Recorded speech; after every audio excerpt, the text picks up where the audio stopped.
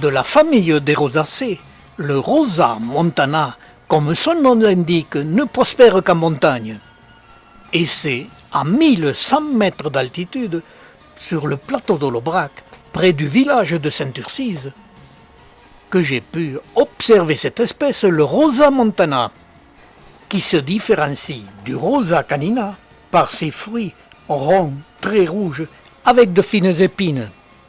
La montana a des fleurs très blanches, plus grandes que l'espèce canina, ce qui la rend très facile à identifier. Mais ce sont surtout ces fruits très décoratifs qui ont attiré mon regard et attisé ma curiosité. Ces fruits, bien mûrs, devenaient très rouges et différents de l'espèce canina.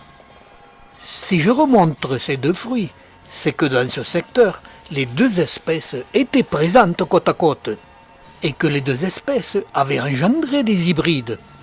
Et je parcourais tout ce secteur pour en découvrir les résultats de cette hybridation naturelle.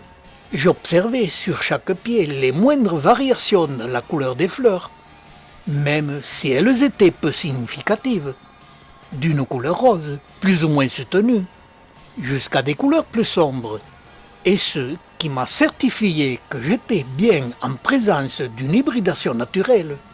Les fruits de ces fleurs colorées ont les fines épines, comme l'espèce montana, qui elle a les fleurs blanches. Et la question était, qui est à l'origine de cette hybridation? Connaissant la difficulté et la résistance de ces espèces pour être hybridées, ce ne pouvait pas être le vent, ni les abeilles-mouches, et encore moins les petits insectes. Je finissais par découvrir les coupables en observant tous les après-midi, par des journées ensoleillées, ces insectes, les scarabées, dévoraient les pétales et toutes les étamines. Ce qui est exactement l'opération obligatoire à faire si l'on veut hybrider des rosiers. Et dans ce secteur, les scarabées qui prolifèrent ne s'en sont pas privés.